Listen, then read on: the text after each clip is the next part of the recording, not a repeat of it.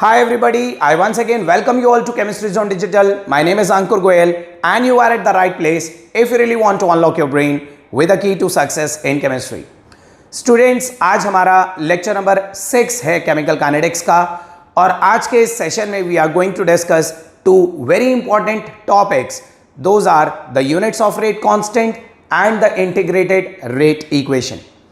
आप सब लोगों को याद दिला दूं स्टूडेंट्स, अपने currently ongoing sessions of chemical kinetics में हम लोग ये डिस्कस कर रहे हैं कि रेट ऑफ रिएक्शन कंसंट्रेशन पे कैसे डिपेंड करता है. And we have already studied that the rate of reaction is generally directly related to the concentration of all the reactants. हम लोगों ने ये ऑलरेडी समझ लिया कि rate generally concentration of reactants के डायरेक्टली रिलेटेड होता है, because when we increase the concentration of the reactant the collision between the reactants are increase, and with more number of collisions per unit time the product will be formed at a faster rate. जितना जल्दी जल्दी reactant टकराएंगे उतना जल्दी जल्दी product बनेगा. और reactant कब जल्दी जल्दी टकराएंगे? रिएक्टेंट तब जल्दी जल्दी टकराएंगे जब रिएक्टेंट की कंसंट्रेशन बीकर के अंदर ज्यादा होगी. So that's why we said that rate is directly proportional to concentration.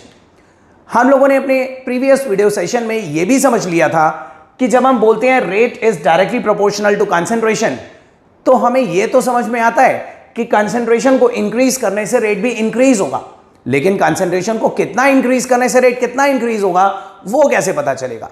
कुछ रिएक्शन में हो सकता है कंसंट्रेशन को डबल करने से रेट डबल हो रहा हो, और किसी दूसरे रिएक्शन में कंसंट्रेशन को डबल करने से रेट ट्रिपल हो रहा हो, या किसी अगले रिएक्शन में कंसंट्रेशन को डबल करने से रेट 5 टाइम्स हो रहा हो.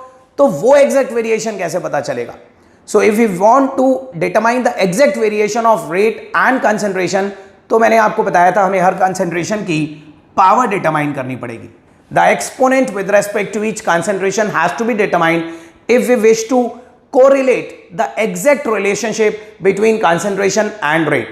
और इस power को order कहा जाता है. अपने previous video session में हम लोगों ने ये भी discuss कर लिया था कि how can we determine this order. Besides that आप लोगों को यह भी याद होगा students, rate is equal to k into concentration की सर्टेन पावर. इस एक्सप्रेशन को रेट लॉ बोलते हैं.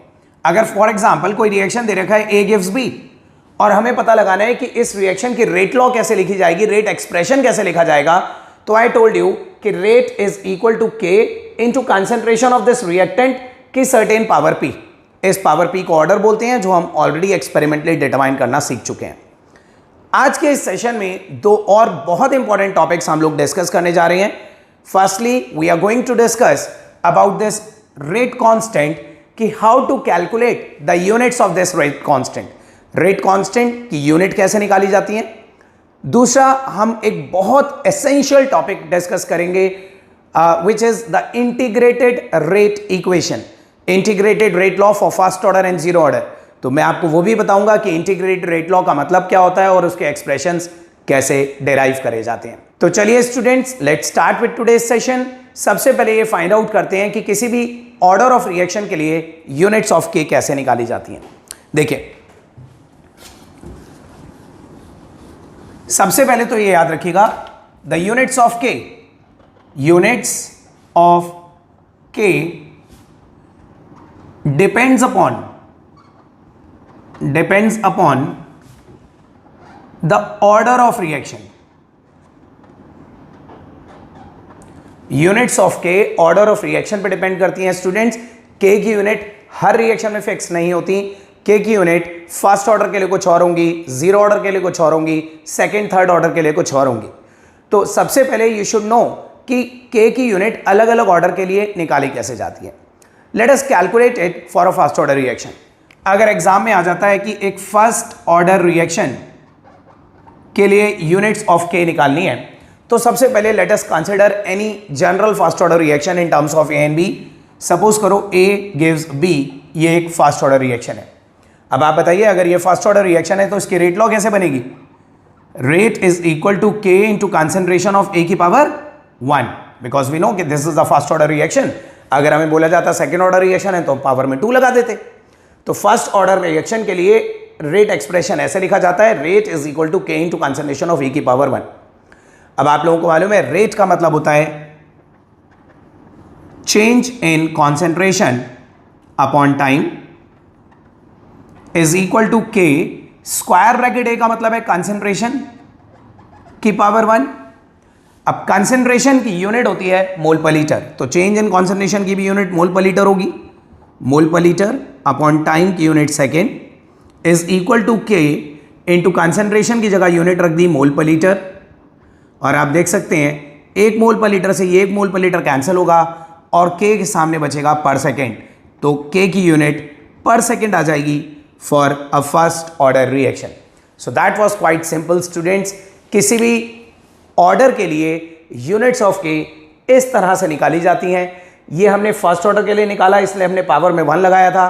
अगर आपको सेकेंड ऑर्डर के लिए निकालना है तो पावर में 2 लगा दो, अगर थर्ड ऑर्डर के लिए निकालना है तो पावर में 3 लगा दीजिए एंड सो ऑन। सो एक तो आप ये नोट करिए and let's now try it for a zero order reaction कि एक जीरो ऑर्डर रिएक्शन की यूनिट कैसे निकाली जाती है। देखिए स्टूडेंट्स, अगर हमसे कहा जाए कि एक जीरो ऑर्डर रिएक्शन की यूनिट्स निकालनी है के की, तो ऑब्वियसली बात है let us again consider a general reaction A gives B and if this is a zero order reaction तो हम इसका रेट एक्सप्रेशन लिखेंगे rate is equal to k into A की power 0 and anything raise to power 0 becomes 1। तो ये expression रह जाएगा हमारे पास रेट इज इक्वल टू के। और आप देखिए रेट इज इक्वल टू के, इसका मतलब के की यूनिट रेट की यूनिट के बराबर ही आ जाएंगी। रेट होता है change in concentration upon time और चेंज इन कॉन्सेंट्रेशन मतलब मोल पर लीटर अपॉन सेकेंड, तो के की यूनिट आ जाएंगी मोल पर लीटर पर सेकेंड, मोल पर लीटर पर second. So this is the way कि हम यूनिट्स ऑफ के इस तरह से निकाल सकते हैं। अब फर्दर स्टूडेंट्स, अगर हमें थर्ड ऑर्डर के लिए निकालना है, आप सब लोग खुद ट्राई कीजिए। थर्ड ऑर्डर के लिए अगर हमें यूनिट्स ऑफ के निकालनी है तो हम यहां पावर में 3 लगा देंगे। अब इस रिएक्शन में रेट की जगह हम लिखेंगे change in concentration upon time, change in concentration की जगह मोल पर litre upon second is equal to k concentration की यूनिट मोल पर लीटर का क्यूब। 1 मोल पर लीटर से इसमें से एक कैंसिल होगा, यहां स्क्वायर बचेगा। अभी देखिए स्टूडेंट्स, मोल पर लीटर का स्क्वायर अगर इस ब्रैकेट को ओपन करें तो ये हो जाएगा मोल स्क्वायर और लीटर की पावर -2 पर लीटर स्क्वायर। लेकिन के की यूनिट्स उसके सामने आएंगी, तो मोल पर लीटर का स्क्वायर जब हम इस साइड लाएंगे तो ये मोल पर लीटर की पावर -2 हो जाएगा। और मोल पर लीटर की पावर -2 वाला ब्रैकेट जब आप यहां पे ओपन करेंगे तो ये हो जाएगा लीटर स्क्वायर पर मोल स्क्वायर पर सेकेंड। सो देखिए मोल पर लीटर का स्क्वायर है, मोल पर लीटर का स्क्वायर इस साइड ले आए हम, तो मोल पर लीटर की पावर -2 हो गई और उस ब्रैकेट को ओपन करा तो लीटर की पावर 2, मोल की power -2 and second inverse. So this is the unit for a third order reaction. Third order reaction के लिए यूनिट ऐसे निकालेंगे। So that was quite an easy concept students. I hope every one of you is quite clear about this concept कि how can we calculate the units of rate constant. इसके अलावा एक और concept ध्यान से देखिए स्टूडेंट्स। कई बार exam में एक गैसियस रिएक्शन की यूनिट निकालने के लिए आ जाती है। मान लीजिए आपको एक रिएक्शन दिया जाए H2 gas plus half O2 gas gives H2O gas and this is given to you कि this reaction follow the law of mass action। ये दे रखा है कि ये reaction law of mass action follow करता है। अब what do we mean by that? अपने प्रीवियस वीडियो लेक्चर में मैंने आपको बताया था law of mass action follow करने का मतलब है कि जब आप इस रिएक्शन का रेट एक्सप्रेशन लिखेंगे तो हर कंसेंट्रेशन की पावर में आप इन रिएक्टेंट के ही कॉफिशिएंट्स को पुट करेंगे। मतलब आपको ऑर्डर एक्सपेरिमेंटली डिटरमाइन नहीं करना, ऑर्डर आपको कॉफिशिएंट्स को देख के ही पता लग जाएगा। यानी कि इस रिएक्शन की रेट लॉ हम लिखेंगे rate is equal to k into concentration of H2 की पावर 1 और O2 की पावर हाफ। सो आप देख सकते हैं 1 plus half the order of reaction becomes 3/2। तो बेसिकली अभी हमें 3/2 ऑर्डर ऑफ रिएक्शन की यूनिट निकालनी है।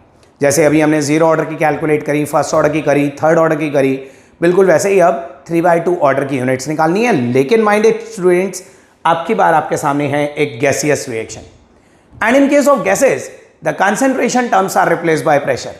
गैसेस के केस में हम कंसंट्रेशंस जैसे मोल पर लीटर में मेजर करते थे, अब गैसेस को हम मोल पर लीटर में मेजर नहीं करेंगे, गैसेस को किसी प्रेशर की यूनिट में मेजर करा जाएगा, लाइक बार और atmosphere.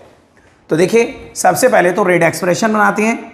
Rate is equal to k into pressure की पावर 3/2। अब जैसे हम लिखा करते थे कंसंट्रेशन की पावर में ऑर्डर, अब हम प्रेशर की पावर में ऑर्डर लिखेंगे, because now we are dealing with gases और गैसेस को हम प्रेशर में मेजर करते हैं। रेट को हम लिखते थे चेंज इन कॉन्सेंट्रेशन, अब लिखेंगे change in pressure upon time is equal to k into pressure की पावर 3/2। अब हम इनकी यूनिट्स रख देंगे, चेंज इन प्रेशर की unit atmosphere upon second is equal to k into atmosphere की पावर 3/2। अब बच्चों मैंने एटमॉस्फेयर ले लिया, आप प्रेशर की कोई भी यूनिट ले सकते हो, you can even measure the pressure in bar, mmHg, torr, newton per metre square, या फिर as per the numerical demands की न्यूमेरिकल में आपको किस यूनिट में कैलकुलेट करने के लिए कहा गया है। तो एनीवेज अभी तो मैं आपको कॉन्सेप्ट समझा रहा हूं। अगर हम एटमॉस्फेयर में लेते हैं तो यहाँ पे atmosphere upon second is the unit of rate, और प्रेशर की यूनिट हो गई एटमॉस्फेयर की पावर 3/2। अब एटमॉस्फेयर से 3/2 में से एक एटमॉस्फेयर कैंसिल होगा, हाफ बचेगा, और अब की बार ये एटमॉस्फेयर की पावर हाफ इस साइड आ जाएगी, एंड द यूनिट्स ऑफ के विल बिकम एटमॉस्फेयर की पावर -12 पर second. So I hope you are thoroughly clear with the concept of the units of rate constant कि units of rate constant कैसे calculate करी जाती हैं। अब students, after this concept of units of rate constant, now we are going to discuss a very important, very detailed, very relevant topic of this chapter, which is integrated rate law। ये इस chapter का one of the most important topic है। इस पे based competitive exams में as well as आपके CBSE के 12th class के बोर्ड एग्जामिनेशंस में इससे रिलेटेड कंफर्म क्वेश्चंस पूछे जाते हैं। So the next topic that we are going to start with is integrated rate law. First of all let me tell you what is the meaning of this integrated rate law. देखिए students, आप सब लोग ये तो मानते हैं ना कि A gives B at time t is equal to 0। जब तक हमने रिएक्शन स्टार्ट भी नहीं करा होता तब तक हमारे हाथ में रिएक्टेंट की कंसेंट्रेशन 100% होती है। प्रोडक्ट अभी 0 बनाए, at time t is equal to 0 का मतलब है the reaction has not yet been started. अभी हमारे हाथ में सिर्फ A है और A की कंसेंट्रेशन 100% है। बट जस्ट इमेजिन कीजिए then we initiate the reaction, then we start the reaction, और जैसे जैसे रिएक्शन स्टार्ट करने के बाद आगे बढ़ता है एज द टाइम प्रोग्रेस, तो क्या आप मानते हैं जैसे जैसे रिएक्शन आगे बढ़ेगा ए की कंसंट्रेशन टाइम के साथ साथ कम होती जाएगी, because A is the reactant, it is getting consumed. तो जैसे जैसे रिएक्शन आगे बढ़ेगा ए की कंसंट्रेशन टाइम के साथ साथ कम होती जाएगी। तो अगर हमें किसी भी रिएक्शन में यह पता लगाना है कि after certain time T, suppose करो रिएक्शन के स्टार्ट होने के 10 मिनट बाद कितनी कंसेंट्रेशन ऑफ ए बची हुई होगी, what would be the remaining concentration of A, remaining concentration of A at t is equal to 10 minutes, तो हम कैसे पता लगाएंगे? या अगर हमें पूछा जाए t is equal to 20 minute, reaction start होने के 20 मिनट बाद कितनी ए की कंसेंट्रेशन बची होगी, तो वो पता लगाने का तरीका is called the integrated rate law. यानी कि ध्यान से सुनिए स्टूडेंट्स, क्या हम कह सकते हैं integrated rate law gives us a relationship between the concentration of reactant left after certain time t। किसी भी रिएक्शन में after certain time t, if we wish to calculate the remaining concentration of the reactant, जो बचा हुआ concentration है वो calculate करना है, तो हमें इंटीग्रेटेड रेट लॉ का एक्सप्रेशन यूज करना पड़ता है। So let's start with this integrated rate law, and ये याद रखिएगा students, this is one of the topic जिसकी डेरिवेशन भी आपके सीबीएसई के सिलेबस में इंक्लूडेड है। वेरी ऑफन इस एक्सप्रेशन की डेरिवेशन भी एग्जाम में डेराइव करने के लिए आ जाती है। तो स्टूडेंट्स एक और चीज याद रखिए, ये जो इंटीग्रेटेड रेट लॉ आज मैं आपको डेराइव करवाने जा रहा हूं, इसका जो एक्सप्रेशन है वो अलग अलग ऑर्डर के लिए अलग अलग होता है। फर्स्ट ऑर्डर के लिए इसका एक्सप्रेशन कुछ और होगा, जीरो ऑर्डर के लिए इसका एक्सप्रेशन कुछ और होगा, सेकेंड ऑर्डर, थर्ड ऑर्डर, हर ऑर्डर ऑफ रिएक्शन के लिए इंटीग्रेटेड रेट इक्वेशन का फॉर्मूला बदलता रहेगा। आपके सिलेबस में ये जीरो ऑर्डर और फर्स्ट ऑर्डर के लिए है, तो आज हम जीरो ऑर्डर और फर्स्ट ऑर्डर के इंटीग्रेटेड रेट लॉ देखेंगे। And besides these rate law expressions हम एक और छोटा सा yet very important concept discuss करेंगे, the concept of half life. So let's start with the integrated rate law for a first order reaction. Bracket में लिख देता हूं फर्स्ट ऑर्डर रिएक्शन। अब ध्यान से सुनिए, this is a very simple derivation. पहले आप ध्यान से देखिए, बाद में नोट करिएगा स्टूडेंट्स। अगर हमें फर्स्ट ऑर्डर के लिए इंटीग्रेटेड रेट लॉ निकालनी है तो let us consider a general reaction A gives B and presume it to be a first order reaction. Suppose करो A गिव्स B, एक रिएक्शन कंसीडर करा और मान लिया कि ये फर्स्ट ऑर्डर है। तो अगर ये फर्स्ट ऑर्डर रिएक्शन है तो इसकी रेट लॉ कैसे बनेगी? It implies rate is equal to K into concentration of A की power 1। Let this be expression 1। At the same time हम लोगों ने स्टार्टिंग के वीडियोस में यह भी समझा था कि रिएक्शन के दो टाइप के रेट होते हैं, एक एवरेज रेट और एक इंस्टेंटेनियस रेट। और उस वक्त मैंने आपको बताया था कि किसी भी रिएक्शन का इंस्टेंटेनियस रेट कैसे एक्सप्रेस करा जाता है। अगर हमें instantaneous rate in terms of A express करना है, इसी रिएक्शन का रेट इंस्टेंटेनियस फॉर्म में, जैसे आप डिफरेंशियल रेट इक्वेशन भी बोलते हो, तो rate is equal to minus dA by dt, the change in concentration of A upon time taken for that change. और नेगेटिव साइन ये डिनोट करता था कि कॉन्सेंट्रेशन ऑफ रिएक्टेंट टाइम के साथ साथ कम होती जाती है। तो दिस इज एक्सप्रेशन 2। अब देखिए स्टूडेंट्स, ये एक्सप्रेशन भी रेट को सिग्निफाई कर रहा है और ये एक्सप्रेशन भी रेट को रिप्रेजेंट कर रहा है। तो हम इन दोनों की राइट साइड्स को इक्वेट कर देते हैं और हमारे पास एक्सप्रेशन आ जाता है K इंटू A की power 1 is equal to minus dA by dt। अब देखिए dt को इधर ले जाते हैं K के साथ और स्क्वायर ब्रैकेट A को नीचे ले आते हैं। तो पहले देखिए, अगर हम इस स्क्वायर ब्रैकेट A को dA के नीचे ले आते हैं तो ये एक्सप्रेशन क्या हो जाएगा, और dt को इधर ले जाते हैं तो ये राइट साइड हो जाएगी हमारी minus dA by A is equal to K into dt। इधर आ गया, ये मैंने राइट साइड वाला एक्सप्रेशन लेफ्ट में दिखा दिया, लेफ्ट वाला राइट में दिखा दिया। सो ये एक रीअरेंजमेंट करी हमने, dt को इधर ले गए K के साथ, A को dA के नीचे ले गए, तो minus dA by A is equal to K into dt। अब हमें इस एक्सप्रेशन को इंटीग्रेट करना है both sides. If we integrate this expression, integrate करेंगे बोथ साइड्स तो ये हो जाएगा माइनस dA अपॉन A का integration is equal to K integration of dt। Because K is constant तो K हमने बाहर निकाल लिया, dt का इंटीग्रेशन करा। अब स्टूडेंट जनरली आप मैथमेटिक्स में करते हो dx अपॉन x का इंटीग्रेशन log x। यहां पे भी हम वही करेंगे, बट द केमिस्ट्री में the only change that we follow is that कि हम instead of using log to the base 10 log to the base e natural log use करते हैं। मतलब आप अगर मैथमेटिक्स में कर रहे होते माइनस dA बाई a तो आप लिखते log a, लेकिन केमिस्ट्री में हम लिखेंगे ln a। ठीक है, तो नेचुरल लॉग लेंगे और बाद में हम उस ln को LOG में कन्वर्ट भी करेंगे, बट अभी हम याद रखिएगा minus dA upon a can be written as minus ln a is equal to K dt का integration t plus integration constant c।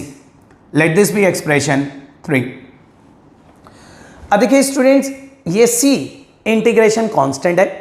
Generally आप मैथमेटिक्स में जब आप कैलकुलस या इंटीग्रेशन करते हो तो इस इंटीग्रेशन कांस्टेंट c को एज इट इज लिखा छोड़ देते हो, लेकिन केमिस्ट्री में हम किसी भी कांस्टेंट को एज इट इज लिखा नहीं छोड़ते, बिकॉज वी नो कि every constant has certain value. तो हम इस c की वैल्यू भी पता लगाएंगे और इस c की वैल्यू पता लगाने के लिए हमें कुछ इनिशियल कंडीशंस प्रिज्यूम करनी पड़ेगी। देखो, अगर हम ये मान लें बच्चों कि let at time t is equal to 0, मान लेते हैं कि at time t is equal to 0, जब हमने रिएक्शन स्टार्ट भी नहीं करा था, the initial concentration was A0। Initially time t is equal to 0 पे तो हमारे हाथ में सिर्फ रिएक्टेंट ही होता है, अभी प्रोडक्ट तो बना ही नहीं है। तो हम मान लेते हैं कि let at time t is equal to 0 initial concentration of reactant was A0। तो क्या हम ये यहां पे मान सकते हैं कि अगर हम t की जगह 0 रख दें तो यहां पे a की जगह A0 आ जाएगा, क्योंकि time t is equal to 0 पे ही तो कंसंट्रेशन A0 के बराबर थी। तो इस एक्सप्रेशन नंबर 3 में वो इनिशियल कंडीशंस अगर हम पुट कर दें तो ये एक्सप्रेशन बन जाएगा minus ln A0 minus ln a nought is equal to, t की जगह 0 रख दिया, ये पूरा एक्सप्रेशन 0 हो गया, प्लस c। तो c की वैल्यू आ गई माइनस ln a नॉट, और ये c की वैल्यू हम इसी इक्वेशन नंबर 3 में यहां c की जगह पुट कर देंगे। तो ये वाला एक्सप्रेशन क्या हो जाएगा, minus ln a is equal to के T minus ln a not. So it implies minus ln a is equal to के T minus ln a not. अब नेगेटिव ln a नॉट को लेफ्ट साइड में ले आते हैं, तो ये हो जाएगा ln a not minus ln a is equal to के T. Log a not minus log a can be written as log a upon b। जैसे आप सब लोगों को मालूम है log a minus log b होता है log a अपॉन b, वैसे ही हम log a not minus log a को लिख सकते हैं ln a nought by a is equal to के टी। और फाइनली अब हम ln को LOG में कन्वर्ट करेंगे स्टूडेंट्स। ln को LOG में कन्वर्ट करने के लिए 2.303 से मल्टीप्लाई करा जाता है, तो ये एक्सप्रेशन हो जाएगा 2.303 log a nought by a is equal to के टी में t इधर ही रखते हैं, k नीचे ले जाते हैं। So this becomes the final expression, t is equal to 2.303 upon k log a nought upon a। यहां पे a नॉट रिप्रेजेंट कर रहा है इनिशियल कॉन्सेंट्रेशन को, a रिप्रेजेंट कर रहा है the remaining concentration after this time t। अगर आपसे किसी भी रिएक्शन में बोला जाए कि 15 मिनट बाद कितना a बचा हुआ था, तो यहां पे 15 मिनट्स रख के यहां पे रिमेनिंग कॉन्सेंट्रेशन निकाल लोगे और इनिशियल कॉन्सेंट्रेशन और k आपको दिए जाएंगे। So this is the integrated rate expression for a first order reaction. Students, आप सब लोग वीडियो पॉज करके इस पूरी डेरिवेशन को नोट कर सकते हैं। अपने नेक्स्ट वीडियो सेशन में मैं आपको यह भी बताऊंगा कि इन एक्सप्रेशन पे बेस्ड न्यूमेरिकल्स कैसे आएंगे, किस तरह से सॉल्व करेंगे, बट आज के सेशन में तो हम सिर्फ एक्सप्रेशंस डिराइव कर रहे हैं। So this is the expression for a first order integrated rate law. अब हम इसे जीरो ऑर्डर के लिए डिराइव करेंगे, लेकिन उससे पहले हम दो चीजें समझेंगे इसके बारे में। Before we begin it for a zero order reaction, इसी फर्स्ट ऑर्डर एक्सप्रेशन के बारे में दो चीजें और समझते हैं स्टूडेंट्स। सबसे पहले तो द ग्राफिकल रिप्रेजेंटेशन। कई बार स्टूडेंट्स एग्जाम में ना एक ग्राफ बनाकर दे दिया जाता है और उस ग्राफ को देख के आइडेंटिफाई करना होता है कि वो ग्राफ फर्स्ट ऑर्डर को स्पेसिफाई कर रहा है या जीरो ऑर्डर रिएक्शन को स्पेसिफाई कर रहा है। कौन से ऑर्डर की ग्राफिकल रिप्रेजेंटेशन वहां पे डिपिक्ट करी गई है वो आपको पता लगाना आना चाहिए। अब there can be many ways जिस में हम ग्राफ बना सकते हैं, लेकिन one of the most common ways of describing it in a graphical pattern वो मैं आज आपको बता रहा हूं। देखिए स्टूडेंट्स, इस वाले एक्सप्रेशन को देखिए। इस एक्सप्रेशन में आप देख सकते हैं ln a not minus ln a is equal to के टी। अब देखिए इस एक्सप्रेशन को सबसे पहले तो मैं यहां पे लिख देता हूं ln a not minus ln a is equal to के टी। ध्यान से देखिए स्टूडेंट्स, ln a की टर्म्स में अगर मैं ये पूरा एक्सप्रेशन रीअरेंज करूं तो can I write it as ln a is equal to ln a not minus के टी। अब देखो ln a को मैं इधर ले गया तो ये नेगेटिव वैल्यू पॉजिटिव हो जाएगी और kt को इधर ले आऊं तो ये हो जाएगा ln a is equal to ln a not minus kt। अब आप सब लोगों को मालूम है इक्वेशन ऑफ स्ट्रेट लाइन क्या होती है। इक्वेशन ऑफ स्ट्रेट लाइन होती है y is equal to mx plus c। y is equal to mx, इसे हम मान रहे हैं mx और नेगेटिव स्लोप है इसलिए नेगेटिव, और c इसे मान रहे हैं। Generally the equation is y is equal to mx plus c, लेकिन इस mx में जो स्लोप होता है m वो पॉजिटिव होता है। यहां पे क्योंकि नेगेटिव साइन दे रखा है तो हम बिल्कुल इसके कॉरस्पॉन्डिंग स्लोप को नेगेटिव कंसीडर कर रहे हैं, और जो कांस्टेंट होगा ना बच्चों पूरी इक्वेशन में, उस कांस्टेंट को आप इंटरसेप्ट कंसीडर करोगे। तो ये जो एक्सप्रेशन है ना ln a is equal to ln a not minus के टी, इसे हमने इक्वेशन ऑफ स्ट्रेट लाइन से कंपेयर करा। अब जस्ट इमेजिन अगर हम इसे इक्वेशन ऑफ स्ट्रेट लाइन से कंपेयर कर पा रहे हैं तो y कोऑर्डिनेट पे हम प्लॉट करेंगे ln a,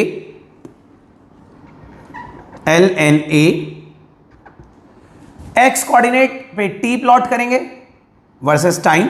तो log of concentration versus time का ग्राफ एक स्ट्रेट लाइन आनी चाहिए, लेकिन क्योंकि ये स्ट्रेट लाइन नेगेटिव स्लोप के साथ है तो ये लाइन ऊपर से नीचे चलेगी और इस लाइन का स्लोप नेगेटिव में होगा माइनस के, और ये इंटरसेप्ट की वैल्यू होगी, ओरिजिन से लेके जहां ये लाइन वाई एक्सेस पे टच करेगी, this corresponds to intercept ln a0।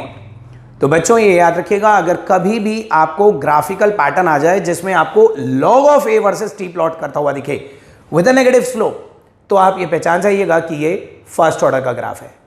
अभी मैं आपको जीरो ऑर्डर का बताऊंगा स्टूडेंट, जीरो ऑर्डर का ग्राफ भी एग्जैक्टली सेम ऐसा ही होता है, but the only difference is that कि जीरो ऑर्डर में यहां पे लॉग में कंसंट्रेशन नहीं होती, सिर्फ कंसंट्रेशन वर्सेस टी होता है बिना लॉग के, अदरवाइज ग्राफ उसका भी ऐसा ही होता है।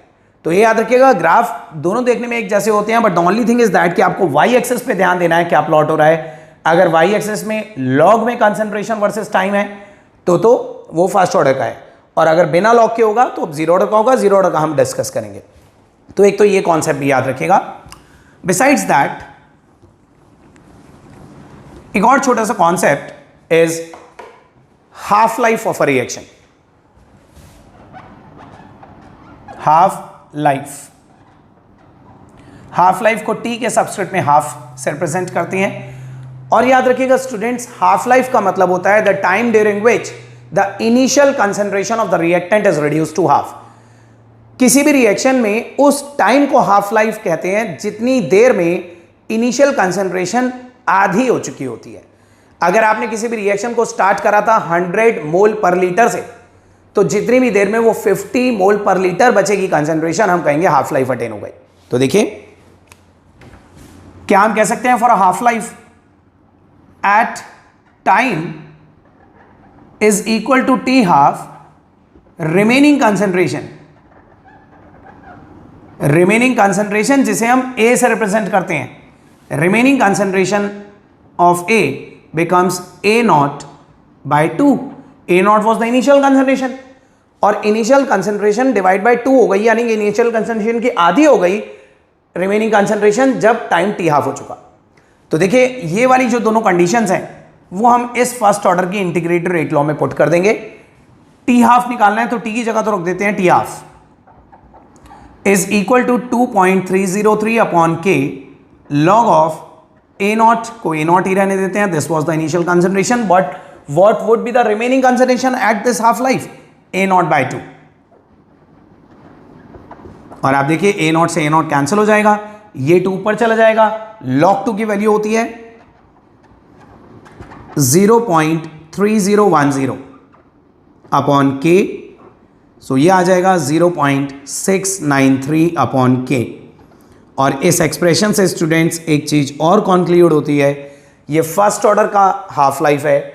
आप देख सकते हैं इस टी हाफ के फॉर्मूले में 0.693 ये पूरी एक कांस्टेंट वैल्यू है, के भी कांस्टेंट है। इस एक्सप्रेशन में आपको कहीं A0 नजर नहीं आ रहा, द इनिशियल कंसंट्रेशन। इसका मतलब ये हुआ कि एक फर्स्ट ऑर्डर रिएक्शन का जो हाफ लाइफ होता है that is independent of the initial concentration of reactant. वो इनिशियल कंसंट्रेशन ऑफ रिएक्टेंट पे डिपेंड नहीं करता। मतलब चाहे आप 100 मोल लेकर चले थे इनिशियली, तो 100 के 50 होने में जितना टाइम लगेगा उतने ही 50 से 25 होने में लगेगा, उतने ही 10 से 5 होने में लगेगा, उतना ही टाइम 5 से 2.5 होने में लगेगा। So it doesn't matter that with which concentration we start the reaction, whatever the concentration we take in starting, half life would always be attained in a fixed time। First order का half life हमेशा fix रहता है। अब देखिए students, अब हम ये integrated rate expression zero order के लिए डेराइव करेंगे और उस जीरो ऑर्डर का हाफ लाइफ डिस्कस करेंगे। Integrated rate expression for a zero order reaction.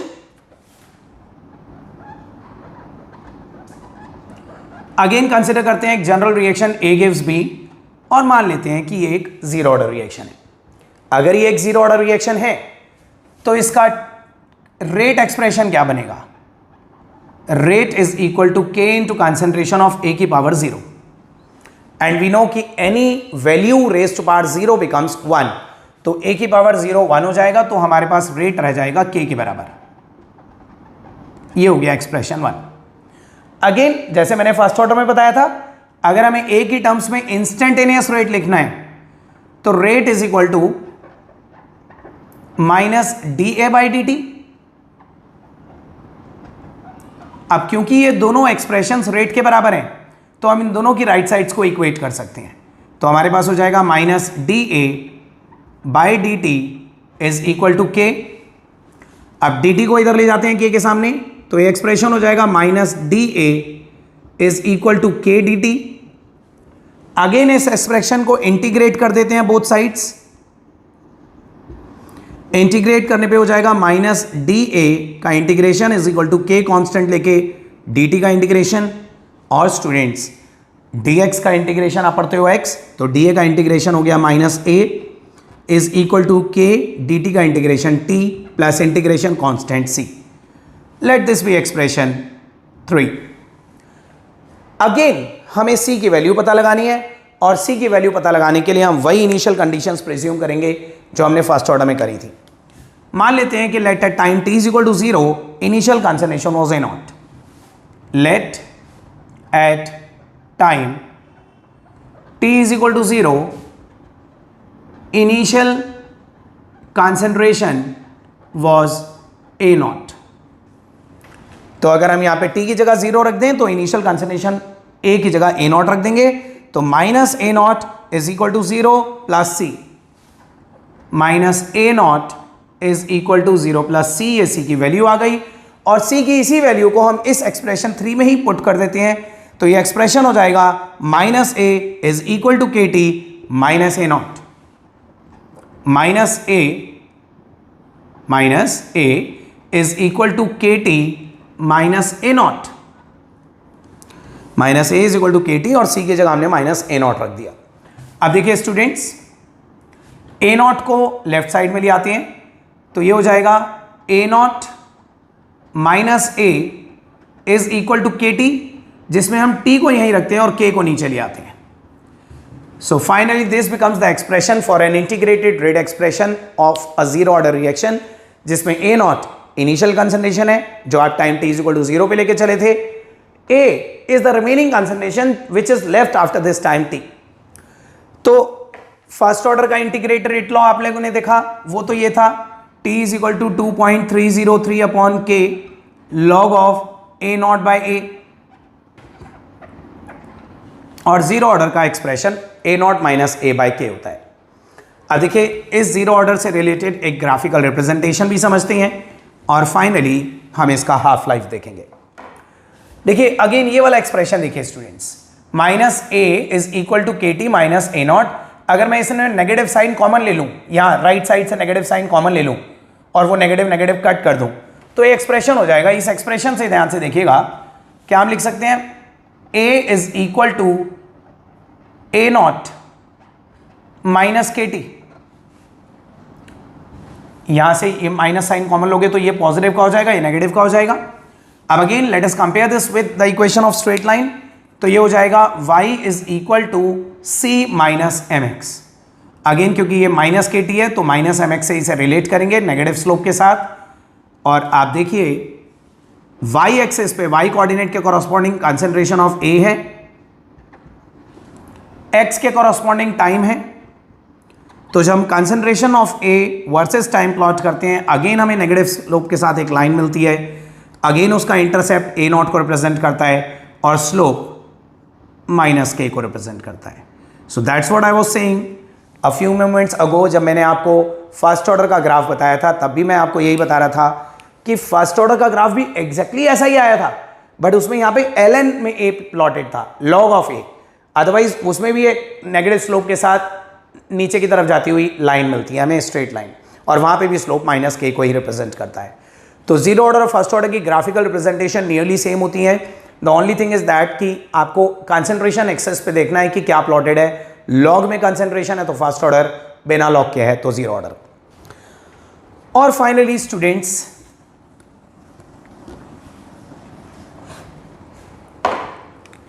अब देखिए हाफ लाइफ देखते हैं जीरो ऑर्डर का।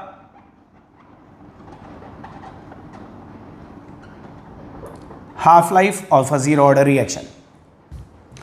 जीरो ऑर्डर रिएक्शन के हाफ लाइफ में अगेन कंडीशंस पुट करते हैं कि let at time is equal to t half, remaining concentration will become A naught by 2, तो देखिए ये जो एक्सप्रेशन है इसमें टी की जगह तो टी हाफ रख देंगे, ए की जगह A is the remaining concentration, उसकी जगह रख देंगे ए नॉट बाई टू। तो t half is equal to A not minus A not by two divided by k, और 1 ए नॉट में से हाफ ए नॉट जाएगा तो ये बचेगा ए नॉट बाई टू के। So this is for a zero order reaction. और अब आप देख सकते हैं unlike the first order reaction, zero order का जो हाफ लाइफ है वो ए नॉट डिपेंडेंट है, इनिशियल कंसंट्रेशन पे डिपेंडेंट है। अलग अलग इनिशियल कंसंट्रेशन से आप स्टार्ट करेंगे रिएक्शन तो हाफ लाइफ भी अलग अलग टाइम पे अचीव होगा। 100 मोल से 50 मोल जाने पे आपको जो टाइम लगेगा उससे अलग टाइम लगेगा 50 से 25 जाने में। सो स्टूडेंट्स, आई सपोज आपको आज के इस वीडियो सेशन में पढ़ाए गए इंटीग्रेटेड रेट एक्सप्रेशंस का कॉन्सेप्ट समझ में आया, उनके ग्राफिकल रिप्रेजेंटेशन समझ में आए। But besides these integrated rate law, आपके सिलेबस में एक और पर्टिकुलर इंटीग्रेटेड रेट लॉ है which is specifically for the gaseous reaction. ये जो हमने इंटीग्रेटेड रेट लॉ आज हमने करी specifically for the first order, इसमें ए नॉट इनिशियल कंसंट्रेशन है जो हम मोल पर लीटर में लेते हैं, ए भी रिमेनिंग कंसंट्रेशन है जो हम मोल पर लीटर में लेते हैं। लेकिन इन केस इमेजिन करो कि अगर आपको एक गैसियस रिएक्शन दे रखा होता तो गैसियस रिएक्शन में तो हम कंसंट्रेशन नहीं लेंगे, वहां तो हम प्रेशर लेंगे। तो प्रेशर की टर्म्स में ये फॉर्मूला क्या हो जाएगा, ये एक्सप्रेशन क्या हो जाएगा, वो भी हमारे सिलेबस में है, बट वो हम अपने नेक्स्ट वीडियो सेशन में कवर करेंगे। स्टूडेंट्स, नेक्स्ट वीडियो सेशन में we will again derive an expression for integrated rate law for a gaseous first order reaction, as well as we will also very soon upload a video जिसमें हम इन सारे integrated rate equations पे based numericals की practice करेंगे। So students, that's it for today. Have a great day and stay blessed.